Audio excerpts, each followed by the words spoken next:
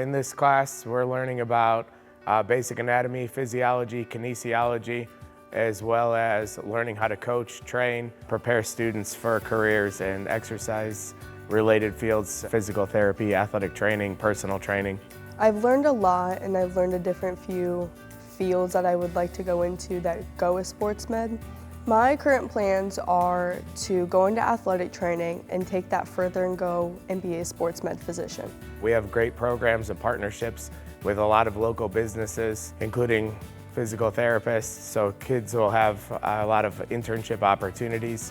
I play soccer, and working out here is definitely something that helps with injury prevention and making me a better athlete day by day. There's still over 200 high schools that are still looking to hire an athletic trainer. There's a high demand for physical therapy. There's always going to be a demand for strength coaches and sports performance coaches.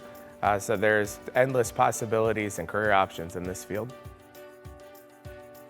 We're excited to have a brand new state-of-the-art facility that'll include a 30-yard turf area, brand new state-of-the-art elite FTS equipment, brand new athletic training tables. So whether you're interested in personal training, athletic training, it's going to provide great opportunities for you.